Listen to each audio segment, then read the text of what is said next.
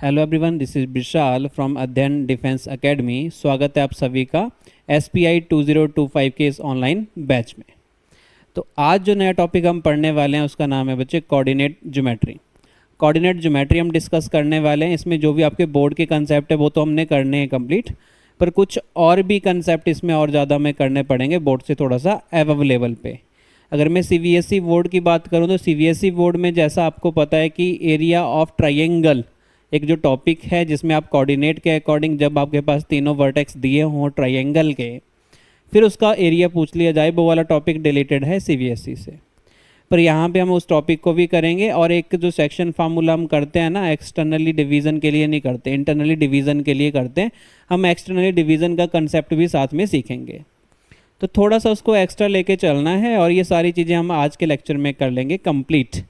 उसके next lecture में जो हम डिस्कस करेंगे आपके साथ वो करेंगे MCQ, तो उसमें MCQ राउंड होगा ना। तो आज जो हम डिस्कस करने वाले हैं कोऑर्डिनेट ज्योमेट्री को, और कोऑर्डिनेट ज्योमेट्री का लिंक जो है वो कहीं ना कहीं आपको कार्टेशियन प्लेन से मिलेगा।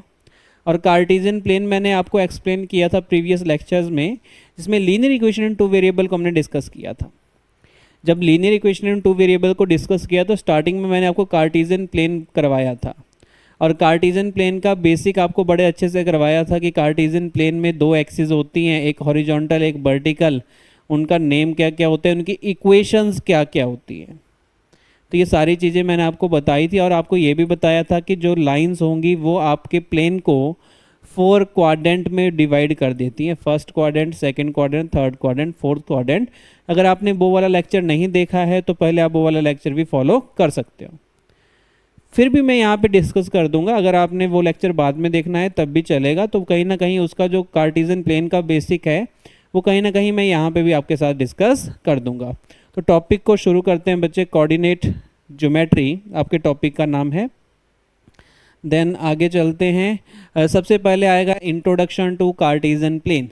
ये इंट्रोडक्शन मैं सेम टू सेम आपको करवा चुका हूँ linear equation in two variable में, पर अगेन मैं इसको एक्सप्लेन करूँगा क्योंकि यहाँ पे भी इस चीज़ का यूज़ होने वाला है। अच्छा, कार्टेशियन प्लेन के बारे में आपको 2-3 चीज़ें बता दूँ। कार्टेशियन प्लेन एक 2D प्लेन है। 2 डायमेंशनल स्पेस के ऊपर जब आप एक प्लेन बनाओगे उसको नाम दे देते हैं हम कार्टेशियन प्लेन।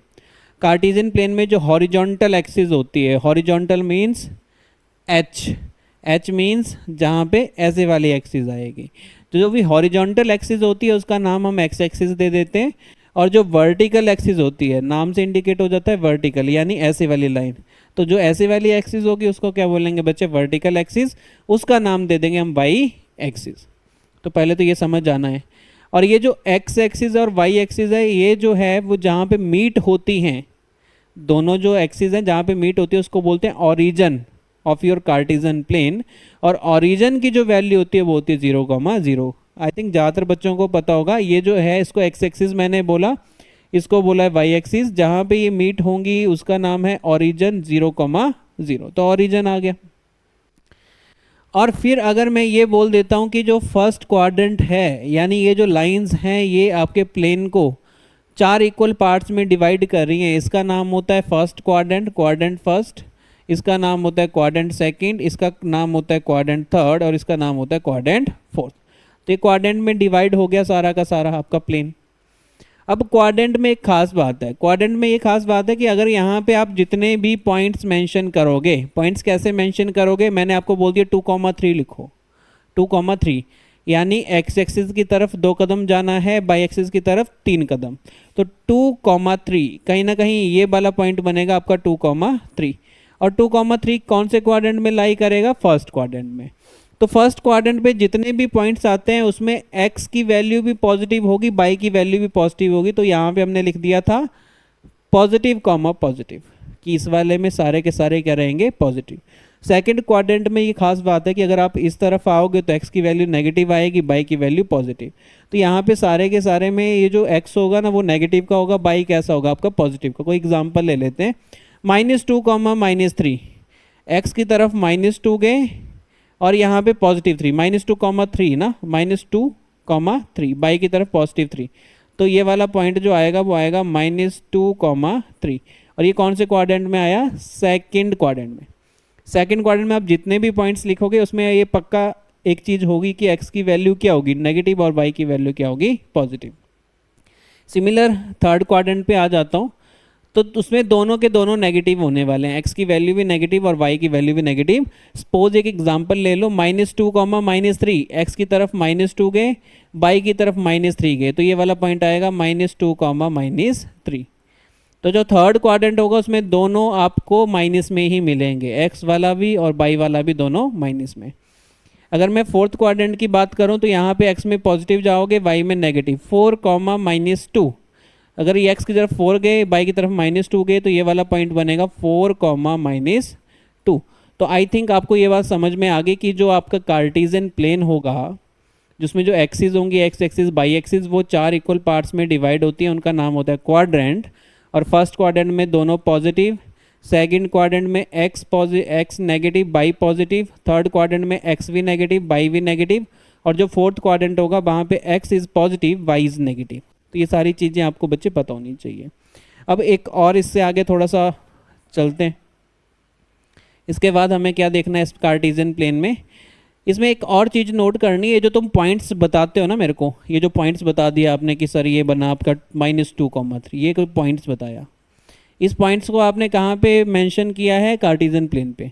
इसका जो x होता है और इसका जो y होता है, इनके एक स्पेशल नाम होते हैं, 2D में इनके एक स्पेशल नाम दिए जाते हैं। इसको बोला जाता है एब्सिस्सा, एब्सिस्सा, और ये होता है ऑर्डिनेट। तो कभी भी ऐसा सोच लेना, एक्स एक्सिस में जितना भी आप कदम चलोगे, जितना भी डिस्टेंस ट्रैवल करोगे, वो क्या होगा, एब्सिस्सा, और जितना बाई एक्सिस में चलोगे वो क्या होगा, आपका ऑर्डिनेट। तो एब्सिस्सा और ऑर्डिनेट दो चीज़ें होती हैं। एब्सिस्सा मीन्स एक्स में कितनी वैल्यू आई, ऑर्डिनेट मतलब बाई में कितनी वैल्यूज आई। सपोज करो अगर मैं ऐसे बोल देता हूँ -2, 0, और मैं बोलूँगा find the abscissa and ordinate, तो इस वाले केस में एब्सिस्सा की वैल्यू -2 है और ऑर्डिनेट की वैल्यू कितनी है, 0। तो बस ये थोड़ा सा ध्यान रखना है। दो नई टर्म्स मैंने इंट्रोड्यूस की आपके सामने, एब्सिस्सा एंड ऑर्डिनेट। ये क्यों इंट्रोड्यूस कर रहा हूँ, क्योंकि क्वेश्चन में कई बार वो ऐसा एब्सिस्सा और ऑर्डिनेट लिख के तुम्हें कंफ्यूज कर देता है, तो उसमें कंफ्यूजन नहीं करना है क्रिएट। बस ये समझ जाना कि जो भी कोऑर्डिनेट आएगा, जो भी आप ऐसे लिखोगे -2, 3, अगर -2, 3 लिखा तो -2 जो x जिसको आप बोलते हैं ना x की तरफ कितना कदम चलना है, उसका नाम क्या होता है, एब्सिस्सा, और सेकंड वाले का क्या होता है, ऑर्डिनेट। क्लियर? तो ये भी चीज़ आपने क्लियर कर लेनी है। नेक्स्ट आपको यहाँ पे लिखा हुआ मिलेगी भी ये सारी की सारी चीज़। अब चलते हैं इक्वेशंस के ऊपर। अगर मैं x एक्सिस की इक्वेशन की बात करूँ, x एक्सिस तो ये है ना, x axis is horizontal axis, इसके इक्वेशन की बात करूँ तो इसकी इक्वेशन y = 0 आती है, हमेशा उल्टा होता है। ऐसा क्यों होता है? आप देखोगे x एक्सिस पे जितने भी आपके नंबर्स होंगे उसमें y की वैल्यू 0 ही होने वाली है। इसको अगर मैं लिखूंगा तो -7, 0, इसको लिखूंगा -4, 0, इसको लिखूंगा 3, 0, इसको लिखूंगा 6, 0। तो y तो हर वाले केस में क्या रहा, 0। x की वैल्यू आपने डाली, y हमेशा क्या है, 0, 0, 0। तो इसको क्या बोल दिया हमने, y = 0। तो equation of x axis = y = 0, equation of y axis = x = 0, है ना। थोड़ा सा अलग है ये, तभी इसके ऊपर मैं थोड़ा सा ज़्यादा फोकस कर रहा हूँ, ज़्यादा प्रेशराइज कर रहा हूँ आपको कि x = 0 means equation of y axis, not x axis. x axis की इक्वेशन होगी y = 0। अब ये x = 0 क्यों आई y एक्सिस की इक्वेशन, क्योंकि इसमें जितने भी पॉइंट्स होंगे वहाँ पे x कोऑर्डिनेट तुम्हें 0 मिलेगा। इस पॉइंट को लिखोगे 0, 5, इस पॉइंट को लिखोगे 0, -7, इसको लिखोगे 0, 3। तो x एक्सिस का हमेशा पूरी की पूरी बाई एक्सिस पे x की वैल्यू क्या रहने वाली है, 0। तब इस इक्वेशन का नाम दे दिया हमने x = 0। और कभी भी अगर ऐसा बोल दूं कि एक लाइन है जो पैरेलल टू x एक्सिस है, तो x एक्सिस के पैरेलल लाइन यानी कुछ ऐसे आएगी। तो अगर ये 2 से होके गुजरती है, 2 से, तो इस वाली इक्वेशन, अगर मैंने इसकी इक्वेशन बोली y = 0, तो इसकी इक्वेशन बोलूँगा y = 2। y = 2 एक ऐसी लाइन की इक्वेशन है जो पैरेलल टू किसके है, x एक्सिस के है। क्यों? क्योंकि आपने x एक्सिस की इक्वेशन को y = 0 लिखा, तो y = -2 भी क्या आएगा, पैरेलल टू x एक्सिस आएगा। अगर मैं एक और बनाता हूँ line that is parallel to y axis, तो y एक्सिस के पैरेलल मैंने ये लाइन बनाई, ये 3 से पास कर रही है, तो इसकी इक्वेशन होगी x = 3। तो x इज इक्वल टू 3 वाली जो लाइन है वो पैरेलल टू क्या होगी आपकी y एक्सिस, क्योंकि y एक्सिस की इक्वेशन होती है x इज इक्वल टू 0। तो ये भी थोड़ा सा क्लियरिटी लेके आनी है। इसके ऊपर मैंने काफ़ी अच्छे से डिस्कस किया था pair of linear equation in 2 variable में, तो उस लेक्चर को चेकआउट करो, वो इसके ऊपर ही है ना, कंप्लीटली इस चीज़ के ऊपर है। तो कार्टेशियन प्लेन की डेफिनेशन है आपके पास, the 2 dimensional coordinate system that uses a horizontal X axis and vertical Y axis to plot the points. ये पॉइंट्स को प्लॉट कर रहे हैं, और जब भी पॉइंट्स को प्लॉट कर दिया तो उसका एक्स वाला जो हिस्सा है उसी का नाम क्या दे देंगे हम, एब्सिसा, और जो वाई वाला हिस्सा है उसका नाम क्या दे देंगे, ऑर्डिनेट। अब चलते हैं next, equation of x axis y is equal to 0 होती है, मैंने एक्सप्लेन किया क्यों। Second, equation of y axis x is equal to 0 होता है, अगेन मैंने एक्सप्लेन किया क्यों होता है। Third, if x is equal to a, अगर x इज इक्वल टू 3 है, x इज इक्वल टू 4 है, x इज इक्वल टू -10 है, ये सारी की सारी लाइंस पैरेलल टू क्या होती हैं बच्चे, y एक्सिस। जैसे मैंने वहाँ पे ड्रॉ करके भी आपको बताया, x इज इक्वल टू 2 या x is equal to 3 parallel to क्या थी आपके y एक्सिस। तो यहाँ से हमने ये रिजल्ट निकाला कि x is equal to a मतलब कोई भी नंबर आ सकता है, एनी रियल नंबर। तो x is equal to a is always parallel to y axis. Same to same, if y is equal to a, अगर y is equal to a होगा then the line is parallel to x axis. y is equal to a के case में line is parallel to x axis. तो ये कुछ points हैं जो आपको क्लियर रखने हैं। बाकी मैंने एब्सिसा ऑर्डिनेट का जो डिस्कस किया वो यहाँ पे आपके पास दिया है इंपॉर्टेंट पॉइंट्स में फर्स्ट पॉइंट है, the horizontal line is called x axis and vertical line is called y axis. ये भी हमने क्लियर किया था, हॉरिजॉन्टल ये x axis, vertical this one is your y axis. Second point, x coordinate of a point, कोई भी point है उसका एक्स कोऑर्डिनेट को मैं क्या बोलूँगा बच्चे, एब्सिसा बोलूँगा। इंपॉर्टेंट है, कोई भी पॉइंट अगर मैं बताऊँगा उसका x coordinate is called abscissa, उसका नाम एब्सिसा होता है। एब्सिसा की वैल्यू क्या आएगी, अब अगर मैं ऐसे लिख देता हूँ x, y एक पॉइंट, तो एब्सिसा क्या बना, x इज योर एब्सिसा। अगर y कोऑर्डिनेट की बात करूँ तो y कोऑर्डिनेट क्या बनेगा, ऑर्डिनेट, यानी ये जो y है वो क्या बन जाएगा आपके पास, ऑर्डिनेट। तो ये दोनों चीज़ें इंपॉर्टेंट हैं, याद होनी चाहिए आपको। ये क्वेश्चन हमेशा एग्जामिनर आपको कंफ्यूज करेगा एब्सिसा और ऑर्डिनेट में। वो ऐसा नहीं बोलेगा कि इसका एक्स कोऑर्डिनेट 2 है, बोलेगा इसका एब्सिसा क्या है, 2 है। तो एब्सिसा की क्लियरिटी होनी चाहिए कि एब्सिसा बोला किसको जाता है ना, तो ये क्लियरिटी साथ में रखनी है। तो 3 पॉइंट हमने क्लियर किए। Fourth point, the abscissa of every point is 0 on y axis. अब ये भी इंपॉर्टेंट पॉइंट है कि एब्सिसा की वैल्यू ऑन वाई एक्सिस क्या होगी। अब आपको मैंने बताया था ना, वाई एक्सिस के पॉइंट 0, समथिंग से शुरू होते हैं। वाई एक्सिस पे जितने भी पॉइंट हो गए 0, समथिंग, 0,2, 0, -10, तो उसमें एब्सिसा क्या होगा, एब्सिसा मतलब एक्स का कोऑर्डिनेट हमेशा 0। तो वही इसने बोला कि abscissa of every point is 0, कहाँ पे, on the y axis. Y axis के ऊपर जितने भी पॉइंट्स होंगे उसमें एब्सिसा क्या होगा मेरे पास, 0। और ऑर्डिनेट क्या होगा एक्स एक्सिस के ऊपर, अगर एक्स एक्सिस की बात करूँ तो उसमें ऑर्डिनेट क्या होगा आपके पास, 0, क्योंकि एक्स एक्सिस में जितने भी पॉइंट्स लिखोगे वो x, 0 आते हैं, यानी समथिंग, 0, 2, 0 एक्स एक्सिस के ऊपर लाई करेगा, -10, 0 एक्स एक्सिस के ऊपर लाई करेगा। पॉइंट को रिप्रेजेंट करना कार्टेशियन प्लेन के ऊपर, -2, 0 अगेन एक्स एक्सिस के ऊपर लाई करेगा। तो एक्स एक्सिस पे जितने भी पॉइंट्स होंगे उसके ऑर्डिनेट हमेशा क्या होंगे, 0, और बाई एक्सिस पे जितने भी पॉइंट होंगे उसका एब्सिसा क्या होगा, 0 होगा। तो वही इसमें बोला था पॉइंट नंबर 4 में। Point number 5, the coordinates of the origin are 0, 0, है ना। कोऑर्डिनेट्स जो होते हैं ना ऑरिजिन के वो कितने होते हैं, 0, 0। ये भी हमने पिछले वाली स्लाइड में किया था। Last point, the axis divides the plane into 4 quadrant. Axis जो होगी वो डिवाइड कर देती है प्लेन को 4 quadrants, first quadrant, second, third and fourth. और यहाँ से जो हमें याद करनी है चीज़ें वो ये कि फर्स्ट क्वाड्रेंट में एक्स और वाई यानी एब्सिसा और ऑर्डिनेट दोनों क्या रहते हैं, पॉजिटिव। सेकंड क्वाड्रेंट में abscissa is negative, ordinate is positive. Third quadrant में एब्सिसा ऑर्डिनेट दोनों क्या आ जाएंगे, नेगेटिव। फोर्थ क्वाड्रेंट में abscissa is positive, ordinate is negative, है ना। वो सारी चीज़ें हमें थोड़ी सी इसमें याद करनी पड़ेंगी। फिर चलते हैं डिस्टेंस फार्मूला के ऊपर। ये बोर्ड में भी आपने किया होगा, आपको याद करना पड़ता था ये फार्मूला की डिस्टेंस फार्मूला होता है x2 - x1 का whole square. Plus y2 minus y1 का होल स्क्वायर और होल अंडर रूट। पर ये आया कैसे, इसके ऊपर भी थोड़ी सी चर्चा कर लेंगे ना, कि कहाँ से ये वाला फार्मूला आया एक्चुअल में, और इसको क्यों हमने इस फार्मूले की तरह लिखा। तो इसके ऊपर थोड़ी सी चर्चा करते हैं। होगा क्या कि दो पॉइंट्स आपके किसी भी 2D प्लेन में पड़े होंगे। होता क्या है ना कि डिस्टेंस का मतलब क्या होता है, हमने दो पॉइंट्स के बीच का डिस्टेंस निकालना है। अब मैंने एक 2D प्लेन बनाया, यहाँ पे कोई भी दो पॉइंट मेरे पास पड़े हैं।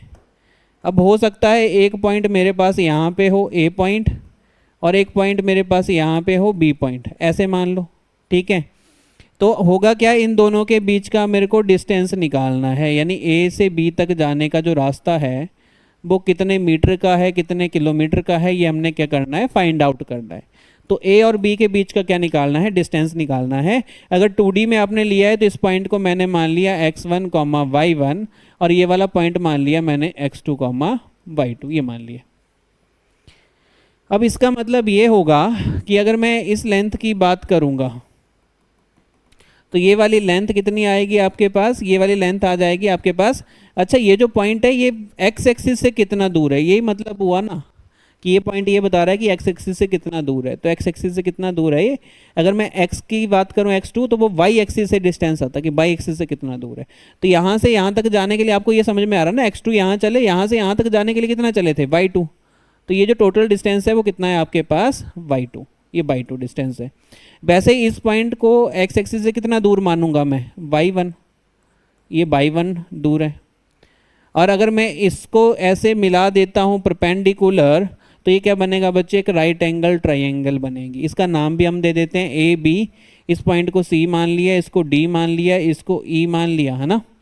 अब होगा क्या कि अगर मैं ये बता दूं कि ये वाला जो डिस्टेंस है वो कितना होगा, ये वाला जो डिस्टेंस है यहाँ से यहाँ तक जाने के लिए, तो आपको यहाँ से यहाँ तक जाने के लिए एक काम करते हैं ना, इसको फर्स्ट क्वाड्रेंट में ही मान लेते हैं कंप्लीट। अच्छा, फिर से मैं एक्सप्लेन कर देता हूँ, वैसे जहाँ मर्जी आ सकता है ना। अब इसको थोड़ा सा सिंप्लीफाई करने के लिए हम इसको फर्स्ट क्वाड्रेंट में ही एज्यूम कर लेते हैं कि ऐसे एक 2D प्लेन है। फिर थोड़ा सा और क्लियरिटी आ जाएगी आपको। ये A पॉइंट है, ये वाला B पॉइंट है, ये आ गया x1, y1, ये वाला पॉइंट आ गया x2, y2। और फिर मैंने ये बोला था कि ये जो पॉइंट होगा वो x एक्सिस से कितना दूर होगा, B पॉइंट, वो होगा आपका y2 डिस्टेंस दूर होगा यहाँ से। और अगर मैं इस पॉइंट की बात करूँ तो ये वाला पॉइंट कितने दूर होगा बच्चे, y1 यहाँ से दूर होगा। ये वाला आपका क्या आ जाएगा, ओरिजिन आ जाएगा 0,0। तो मतलब ये जो पॉइंट होगा वो x एक्सिस से कितना दूर होगा, x एक्सिस से दूर होगा ये वाला पॉइंट ना, इतना सा डिस्टेंस हमने फाइंड आउट करना है। कितना दूर होगा, x1, y एक्सिस से दूर है x1, यानी ये वाली लेंथ आ जाएगी आपके पास x1 यहाँ से यहाँ तक। और अगर इस पॉइंट की बात करूँ तो ये y एक्सिस से कितना दूर है, x2 डिस्टेंस, तो यहाँ से यहाँ तक का डिस्टेंस कितना आ जाएगा बच्चे, x2। और अगर मैं इनको ऐसे मिला देता हूँ तो एक राइट एंगल ट्राइंगल बन जाएगी ए बी, इसको नाम दे दो C, इसको नाम दे दो D, इसको नाम दे दो E। अब हमें क्या निकालना है, ए बी की वैल्यू निकालनी है। राइट एंगल ट्राइंगल बन गई हमारे पास, राइट एंगल ट्राइंगल बन गई। In right angle triangle A B C, या ए सी बी लिखते हैं क्योंकि ए सी बी, सी के ऊपर क्या बनेगा, राइट एंगल। तो आप इसमें यूज कर लोगे क्या, कौन सी theorem, Pythagoras theorem, using PGT, Pythagoras theorem. तो हाइपोटेन्यूज का स्क्वायर यानी ए एंड बी का whole square is equal to perpendicular का होल स्क्वायर, और परपेंडिकुलर यानी इतना सा, y2 ये है, y1 ये है, तो इसकी वैल्यू कितनी आएगी, इसकी वैल्यू आएगी y2 माइनस y1, यहाँ से यहाँ तक। और अगर मैं इसकी बात करूँगा तो ये कंप्लीट x2 है, ये कंप्लीट x1 है ना, तो ये वाली वैल्यू कितनी आएगी, x2 में से x1 माइनस करके, x2 माइनस x1 करके आपके पास क्या आ जाएगा, AC की वैल्यू। तो ये आ जाएगा आपके पास हाइपोटेन्यूज का square is equal to perpendicular, perpendicular बनेगा मेरे पास यहाँ पे VC का होल स्क्वायर प्लस बेस बनेगा आपके पास AC का होल स्क्वायर। वैल्यूज पुट कर दो, A B square is equal to BC का होल स्क्वायर। BC आपके पास बना बच्चे y2 माइनस y1 का होल स्क्वायर, और AC आपके पास बना x2 माइनस x1 का होल स्क्वायर। इस स्क्वायर को यहाँ पे लेके जाओगे तो क्या बन जाएगा, अंडर रूट। और मैं लिखने का तरीका थोड़ा सा चेंज कर रहा हूँ, इसको पहले लिख रहा हूँ, इसको बाद में। तो पहले लिख दिया x2 माइनस x1 का whole square plus y2 minus y1 का होल स्क्वायर, और ये वैल्यू किसकी आ गई बच्चे, ए बी की। और ए बी ही हमें फाइंड आउट करना है। A B is nothing but distance between two points. दो पॉइंट्स के बीच में जो डिस्टेंस है उसी को तो ए बी माना था, वो आपने फाइंड आउट किया पर किस हेल्प से, ट्राइंगल बना के। ट्राइंगल बनाई, राइट एंगल ट्राइंगल, और उसमें क्या लगा दिया आपने, पाइथागोरस थ्योरम। तो वहाँ से आपके पास क्या आ गया, हाइपोटेन्यूज की वैल्यू आ गई। हाइपोटेन्यूज ही क्या बना था आपका, ए बी, यानी डिस्टेंस बिटवीन टू पॉइंट्स। अब हमने इसको याद कर लिया, इसको एक फार्मूला बना लिया, जिसको क्या बोला हमने, डिस्टेंस फार्मूला। कि कभी भी 2D प्लेन में दो पॉइंट्स आते हैं, अब वो मतलब नहीं है वो फर्स्ट क्वाड्रेंट में होना चाहिए, एक फर्स्ट में भी हो सकता है, एक फोर्थ में भी हो सकता है, एक फर्स्ट में हो सकता है, एक थर्ड में हो सकता है, दोनों थर्ड में भी हो सकते हैं। तो कोई भी 2D प्लेन के ऊपर दो पॉइंट्स आएंगे तो उनके बीच का डिस्टेंस निकालने के लिए जो फार्मूला है उसका नाम है डिस्टेंस फार्मूला। और वो क्या आएगा आपके पास, x2 minus x1 plus y2 minus y1 का होल स्क्वायर और होल अंडर रूट। अब सिंपली हम इसको ऐसे ना करके ऐसे बच्चों को याद करवा देते हैं कि बच्चे ये समझ लो कि एक पॉइंट है आपके पास x1 कॉमा y1 और एक पॉइंट है आपके पास x2 कॉमा y2। अब हम ये बनाते नहीं, एक्चुअल में ये वाली फिगर बनाते नहीं, हम डायरेक्टली उसको ये बोल देते हैं कि अगर आपको ए वी का डिस्टेंस निकालना होगा तो आप x2 माइनस x1 करना, इसका x2 से ये वाला x1 minus x2 minus x1 और फिर इसका होल स्क्वायर कर देना, प्लस फिर y2 माइनस y1 कर देना, y2 माइनस y1 और फिर उसका भी होल स्क्वायर कर देना और होल अंडर रूट। तो आपके पास ये जो फार्मूला बनेगा इसी का नाम होता है बच्चे डिस्टेंस फार्मूला। आया कहाँ से, यहाँ से आया। याद क्या करना है, सिर्फ ये करना है। तो याद आपको ये करना है, आया कहाँ से था, यहाँ से आया था।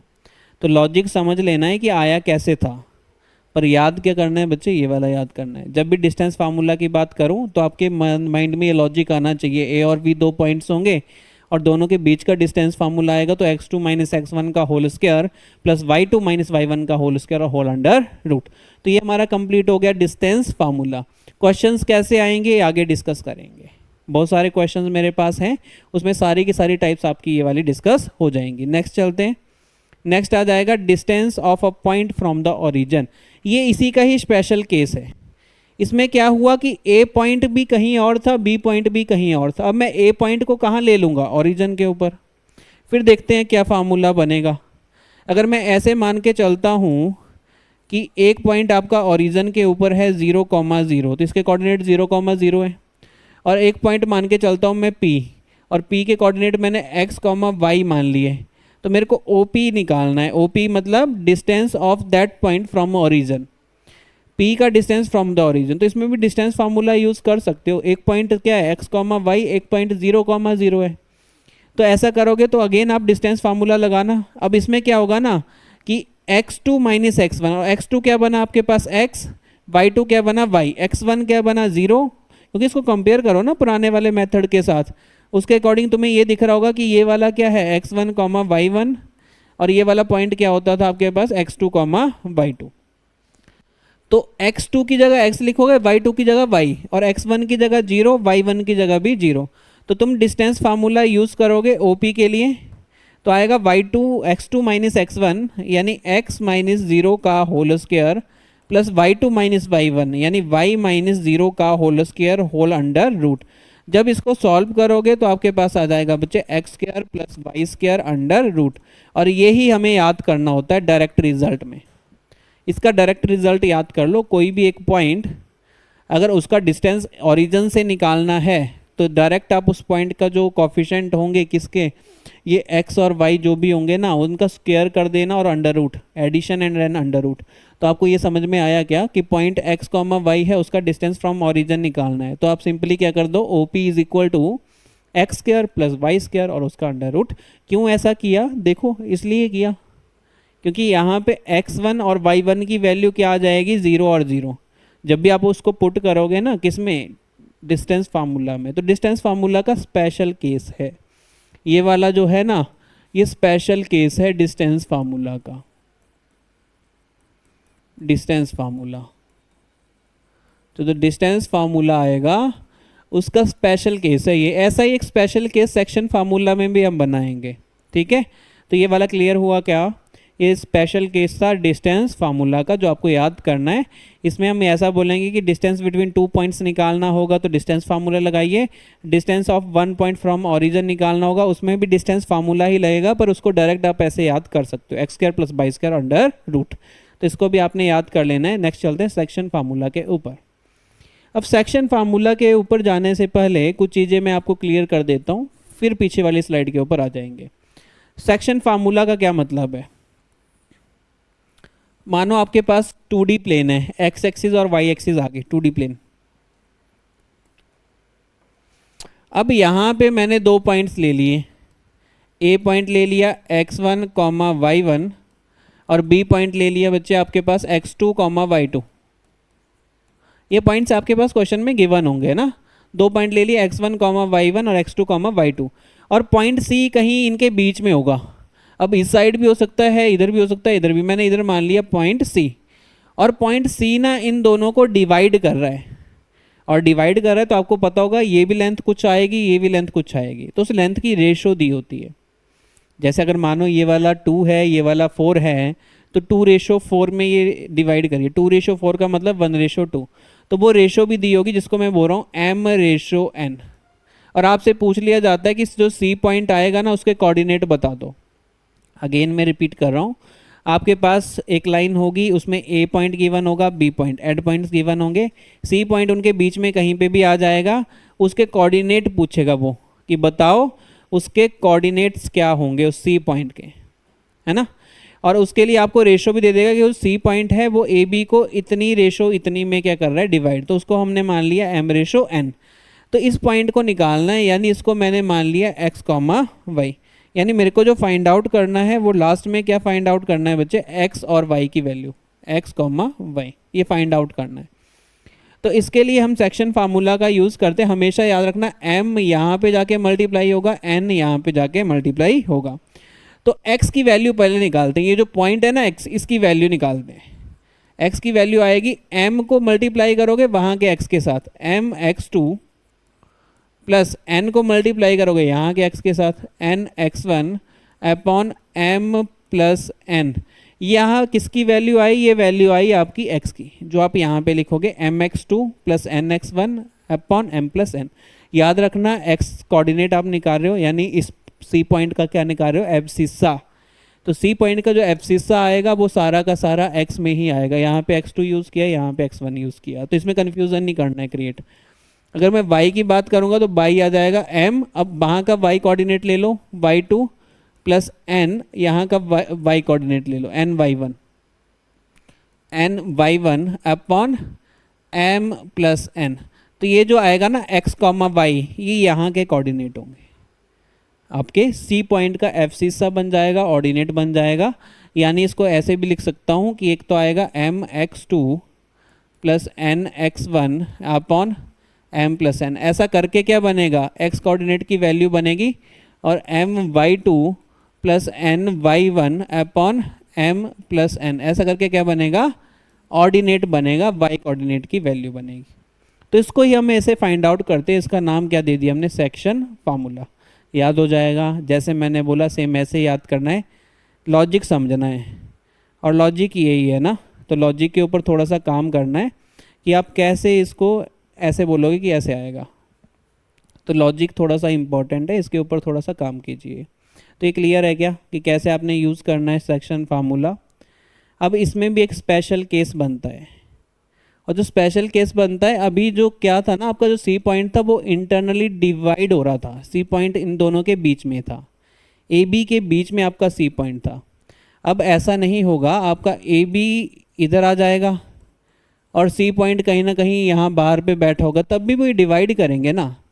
अब आप बोलोगे कि सी पॉइंट बीच में नहीं है तो डिवाइड कैसे करेंगे, अरे रेशो तो डिवाइड करेंगे, लेंथ की रेशो, ए बी की रेशो है ना। सी पॉइंट डिवाइड करना है ना, तो सी पॉइंट ऐसे कर सकते हैं ना, फिर ए सी और वी सी, ए सी और वी सी उनकी रेशो, डिस्टेंस की रेशो वो आ जाएगा। इसको बोलते हैं एक्सटर्नली डिवीज़न। जब सी पॉइंट कहाँ बैठा हो, ए बी के बाहर, उसको बोलते हैं एक्सटर्नली डिवाइड कर रहा है।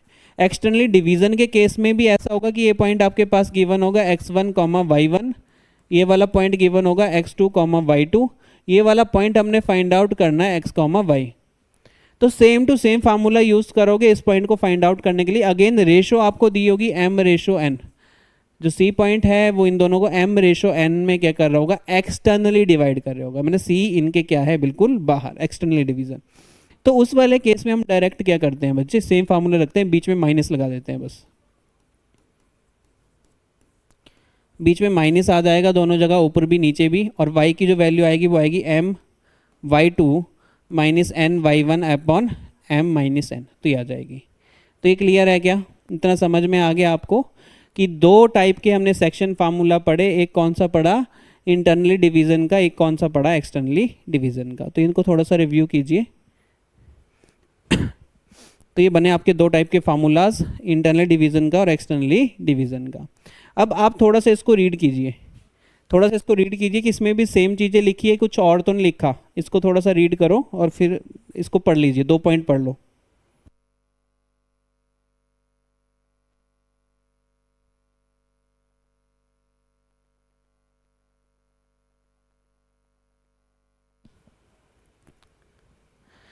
तो ये 2 पॉइंट हो गए आपके पास सेक्शन फार्मूला के। थर्ड पॉइंट की अगर मैं बात करूं तो कई बार ऐसा होता है कि आपसे रेशो पूछ लेता है, यानी ए पॉइंट भी दिया होगा, बी पॉइंट भी दिया होगा और सी पॉइंट भी दे देगा, सारा का सारा तीनों पॉइंट दे देगा, बोलेगा रेशो फाइंड आउट करो।